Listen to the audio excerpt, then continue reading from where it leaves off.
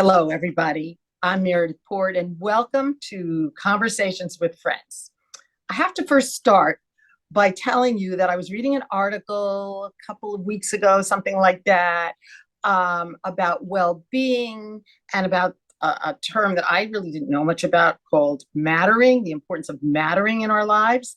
And as I'm reading, I'm thinking, God, I really would love to do an interview with this person. And then all of a sudden, this person, the man that I'm here with today, I learned that he's a professor and more than that, even at the University of Miami. And I thought, well, that won't be hard. Even though it's on Zoom, it won't be hard, I think, maybe to get to interview him. Not that it would matter, really, but anyway, he immediately said yes. He responded quickly. And I'm really excited to share with you, his story and what he's been doing. So it's really, he is the author, Dr. Prilleltensky is the author of 12 books and over 140 articles and chapters. His work over the last, I don't know how many years, but years, is all about mattering, which is, we're going to get into, and you're going to understand more by the end of this interview what this is all about. And he, as I said, he lives in Miami. He is also, he holds the inaugural Mautner, I hope I said that right, chair in community well-being at the University of Miami. He's the author and the former, he's the former Dean of Education and Human Development at the University of Miami. His interests are, I think you're already getting it, are in the promotion of well-being and individuals, organizations, and community, and in the integration of wellness and communities. So Dr. Prilleltensky, welcome. And I'm really delighted to interview you. And I think, when I read about this, and I know you're, known internationally for your work. First of all, maybe we should just start with saying, what is mattering? What does that mean, mattering, the importance of mattering in our lives? Well, first of all, thank you for having me. It's a real pleasure. Mattering is defined as experiences of feeling valued and adding value. So these two complementary experiences are what mattering is all about. All of us have a fundamental human need to feel valued, to feel recognized, to be seen, to be appreciated, to be respected, to be treated with dignity. We call this feeling valued. This is half of the equation of mattering. The other half of the equation is our need to be agents of change in the world, to make a difference in the world. Starting with ourselves, we want to improve ourselves, we want to grow, we want to develop ourselves, but we also want to add value to other people, to our families, our colleagues, the community, and the world. These two experiences are complementary because the more I feel valued, the more confident I feel to add value to the world. So when I make a contribution, when I help a friend, when I volunteer in the community, when I seek political office to make a big change in my city or country, I'm trying to add value to myself and others. And if people say, hey, thank you for what you're doing, that makes me feel valued, and that reinforces me to keep going. We call this a virtuous cycle. A virtual cycle. A virtual Yes. cycle. This need to be mattered. It makes total sense. But I've been in situations, I'm sure others have been in, you're at work and your boss doesn't value you, or, for me as a, TV producer, I remember my supervisor, the executive producer, looked at a program I had worked on for months and just said, no, and I was like, what's wrong? I thought it was great. Others saw it and thought it was great. No, I don't like it. And I was like, oh, I felt as if my heart was just hurting, I wasn't valued. And but I will tell you that it really helped me because I went back out into the fields, into the Everglades, and worked on it and did better and came back with it. And she said yes. So then I felt, yes, it's good enough. It's good enough for air. But so does that mean that I have to depend upon people to almost like me and value me in order for me to feel good about my life? That's a very good point. As we grow as babies, as infants, we absolutely depend on other people for our well-being. Because what is the message that babies and infants get when their emotional, physical, social needs are not met? You feel like you don't matter, right? So from an evolutionary point of view, we depend on others, right? We humans grow, we are born completely helpless. Over time, we're able to internalize positive messages about ourselves, and we ourselves have an opportunity to feel valued by ourselves. So eventually, we grow confident in our abilities to face setbacks. So you faced a setback at work, but that didn't kill you, right? Because you probably have had a history of other people valuing your work and you valuing yourself. So you were resilient and strong enough to overcome that adversity. Not everyone is as lucky as you were in that situation, that you had the strength to overcome the negative feedback you received. So, from a developmental point of view, we are very dependent on other people, and we continue to be dependent on other people. What happens is that hopefully we have had enough positive experiences growing up that we develop self-confidence and resilience and the ability to withstand adversity. So that's how it works. It doesn't mean that we stop depending on others. We forever depend on others, but we tend to rely more on our internal sense of strength.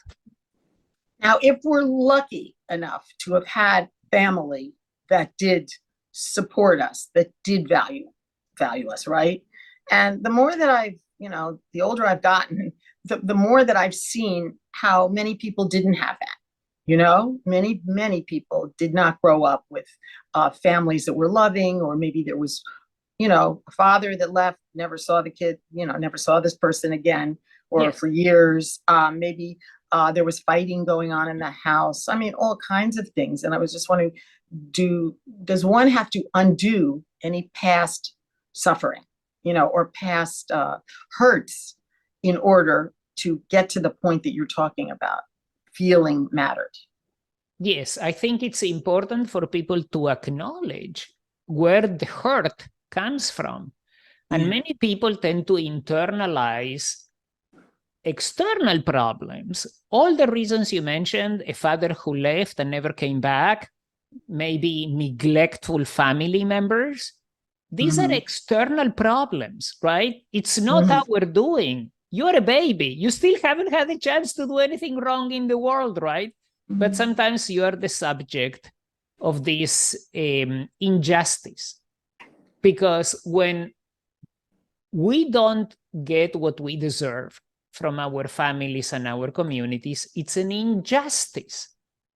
And we are not getting what we deserve. That's a grave psychological injustice. So it's important to understand where the hurt is coming from. That's step number one.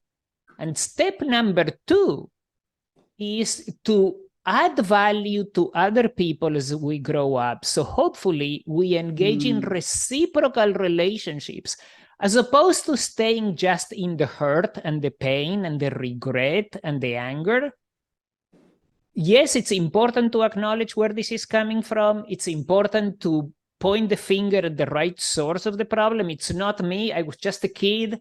It wasn't my fault that my father was alcoholic. and that perhaps my mother was abusive. It's not my fault. I was a baby. It's important to understand the source, but it's also important not to stay there in a passive situation, but rather to begin thinking, what can I do to create healthier relationships with my family, with the workplace, with my neighbors, so that they in turn can become sources of support and I in turn can support them. So we cannot stay forever in feeling valued or devalued. We have to move into the adding value side of the equation so that we can grow healthier relationships. I cannot be forever in the position, my mother was a bad mother. You know, it's okay. We have to understand where this is coming from. You cannot stay forever in the fact that my father was an alcoholic and therefore my life is doomed. No, you acknowledge and then you move forward. I find this so interesting because I know with especially just, with the meditation practice of the Brahma Kumaris, service is so important. And that's what you're talking about, helping others, doing things that you can. And I know myself, that when I've been involved in projects that we've done over years, we had Million Minutes to Peace project with the United Nations years ago. And that was like my first, I really hadn't been involved with anything to do with service, like helping the world, helping communities, and how good I felt. And I didn't do much. Actually, one thing I did, and he has been on the program, was Michael Stock, who has the folk music program on WLRN. I asked him if he could come up with something to do with peace, maybe mention peace. And he said, I will do an entire program on peace songs. And he did that. And this was many years ago. This was many years ago. And I just couldn't believe that all I did was ask him. And he said yes, and he came up with something. So for me, creative. And, he has a 3-hour show. So 3 hours of peace songs, was pretty cool. And so it wasn't even just about me doing maybe some service. I saw how happy he was to do the service. This is such a great illustration of something that we know from science. And what do we know from the science of volunteering, for example? That volunteering and helping other people improves your own personal well-being before others people's personal well-being is improved. And how come volunteering improves your well-being? Because it makes you feel like you matter. It makes you feel valued. You are adding value to the world, and the world is telling you, thank you for doing this for us, right? So mattering is what we call a mediating mechanism between the act of volunteering and your sense of happiness and well-being. Mattering is the secret sauce of volunteering, of helping others in the community, because it's adding value and getting value in return. Beautiful. That's just so beautiful. I mean, it's so powerful and empowering to hear that, because sometimes people feel, what can I do? I'd like to help people, but I really don't know what to do. Some people say that. I've heard people that have been very successful say that, they can't think of anything that they can do. So they go on to just work on being more successful, and they're more involved. Often people are so involved in their own lives and their own problems that they don't have time, right? Right. So, what you are referring, Meredith, is to the balance between adding value to yourself and adding value to others. So what you said about, they go on to be more successful. So maybe they make more money, or they get a huge promotion, or a great deal, or a great break at work, whatever that is. That's adding value to yourself. But eventually, that's going to lead to a sense of emptiness, because we all need to be connected to other human beings and to a larger cause, right? So we need to be pursuing something higher than ourselves. And to all those people who say, I don't know how to help, I have a very simple answer. You have to merge your passion with an opportunity. So perhaps you are interested in helping people with disabilities. There are many organizations doing great work for people with disabilities. Maybe you want to help veterans. There are many organizations helping people, recover from trauma, from war, reintegrating in society. Maybe you're passionate about kids and you want to volunteer and read to children.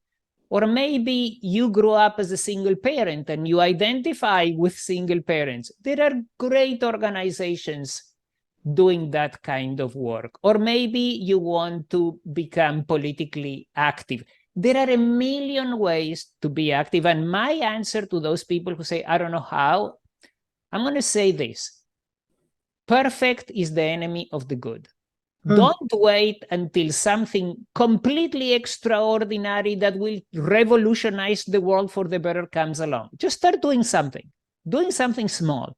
That will already help you. I really can tell that you have, you haven't, this has been years, I'm assuming, of experience and research, right? That you have seen this. It isn't just you've seen some people go out and help and, then they're happier or they have this feeling of mattering. That this for you, this has really been, can I say, has it been a lifelong passion, or did you come to this at some point in your career? Well, to make a very long story short, Yeah. I started growing an interest in well-being, frankly, when I lost my parents in a car accident when I was 8 years old. And I went through an emotional roller coaster. I was depressed. I was sad. Nobody knew how to help me, really, other than other 8-year-olds who knew how to be there for me. The adults in my family, they had good intentions. They had no idea how to help a boy who was grieving. So I started developing an interest in well-being from very young age. And I thought, when I grow up, maybe I can help other kids who go through something similar. And then I grew up in Argentina under a fascist dictatorship, and I saw the suffering that can be inflicted when democracy is tarnished and when military dictators take over the country and they just infuse fear and terror in the population. So because of personal, national, political circumstances, I just grew this interest in well-being. And the more I thought about it, I thought, well, well-being is really what I call wellness is related to fairness. When people experience fairness in their lives, when there is no discrimination, when there is access to resources, when everybody can have healthcare and a roof over their head, and when people can meet their basic needs just because there is a decent government that looks after people, your well-being goes up. And your well-being goes up. Why? Because you feel like you matter as a worker, as a citizen, as a human being, as a friend, as a sibling.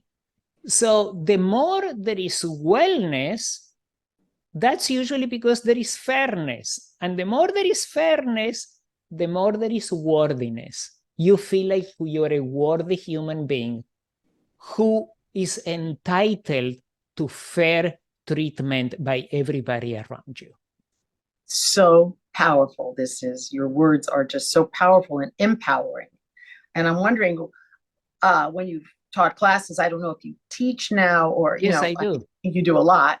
How do students respond? Are people say that the young people, well, I hear two things. Sometimes I hear that young people don't care about these things. They're just caught up in, technology and all of this and, somehow figuring out how to make money.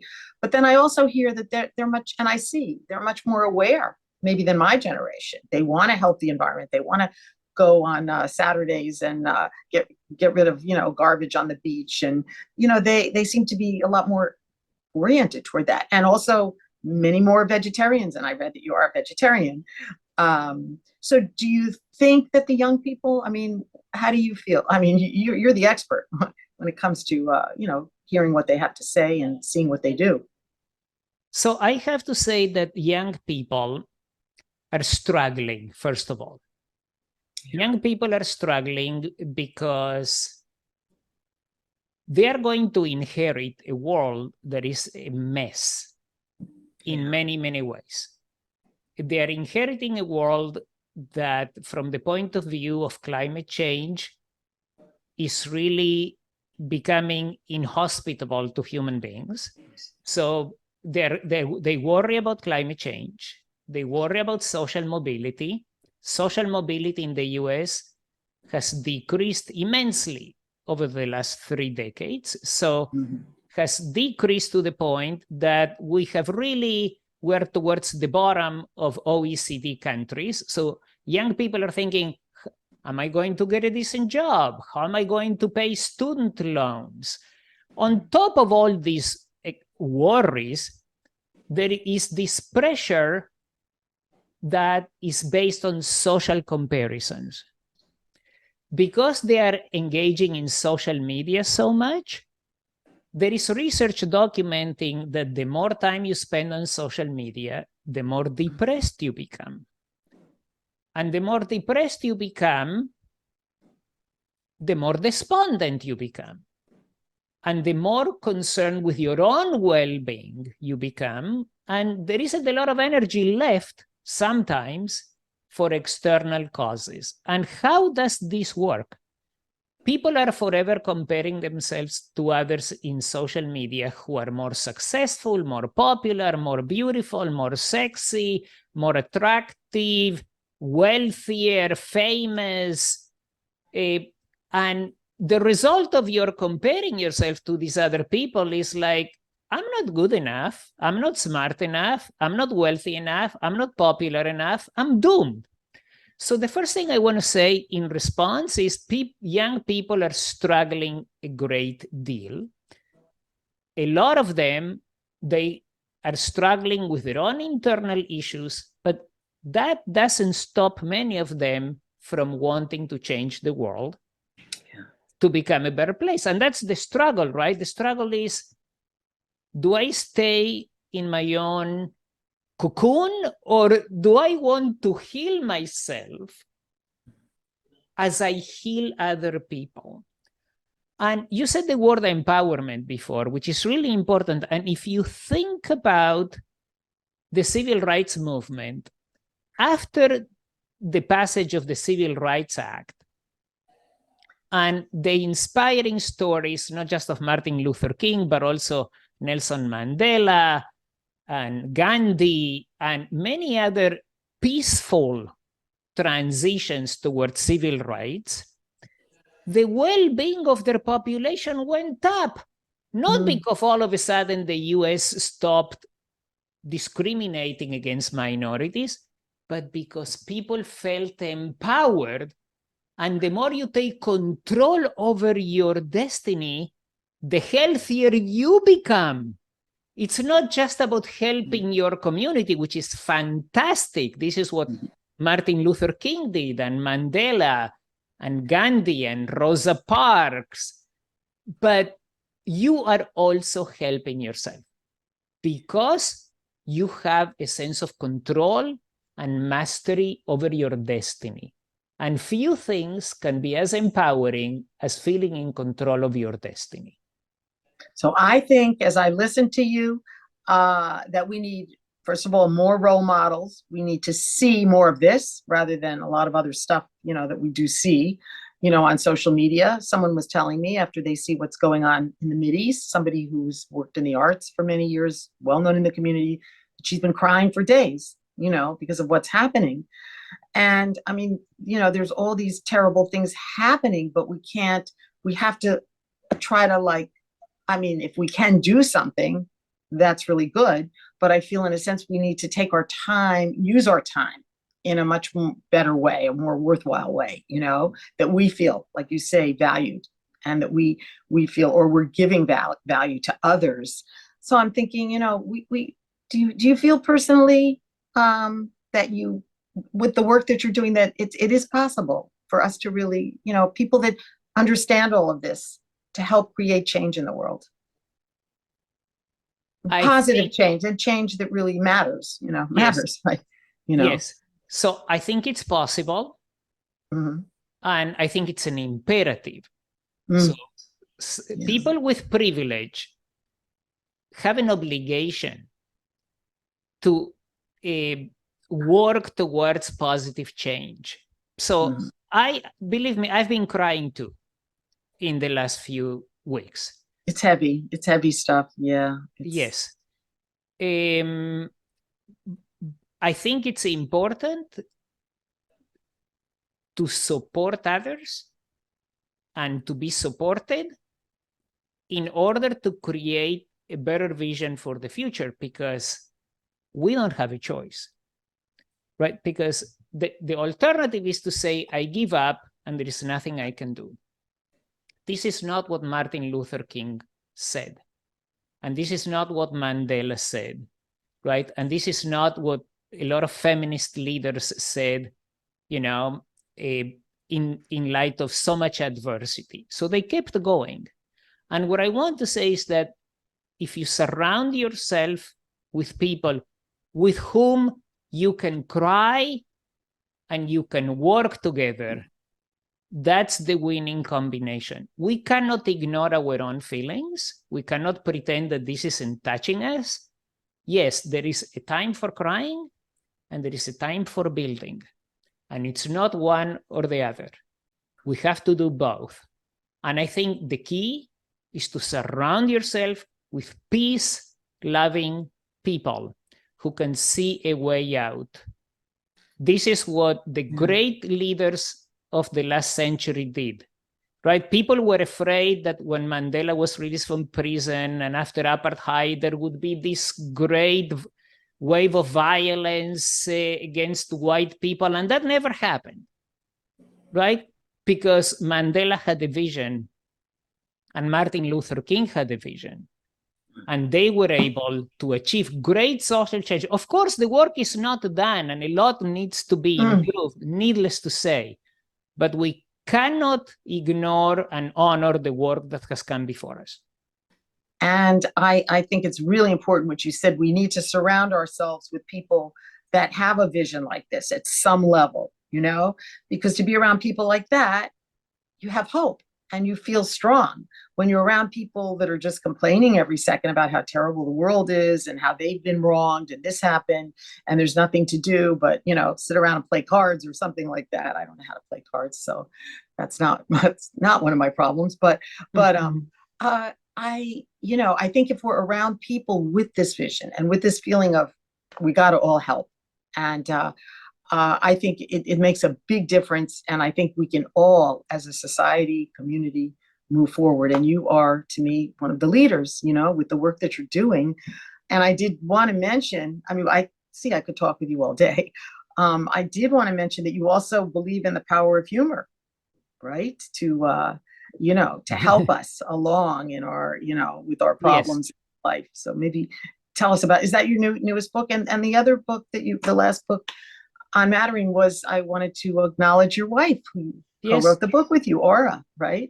Yes, absolutely. Yeah. So my amazing wife of almost 41 years, we're about to celebrate 41 years of marriage. Beautiful. We have been co-authors and we have enjoyed living together in different countries, different cities, doing a lot of things together. And what I was saying before about combining your passion with an opportunity, that's where humor came in for me.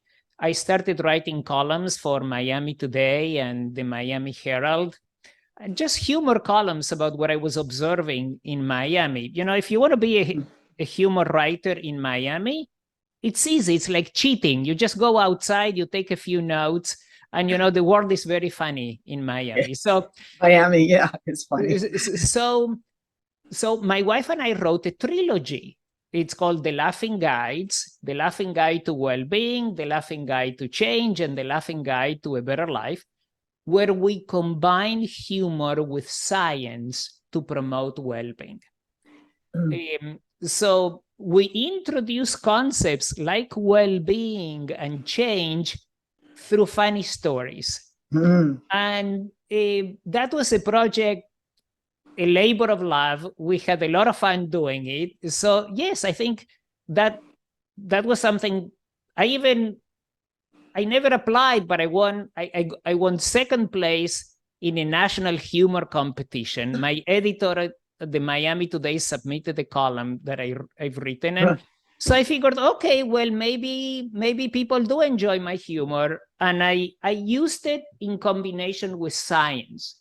Because sometimes, this whole well-being topic can be a little heavy.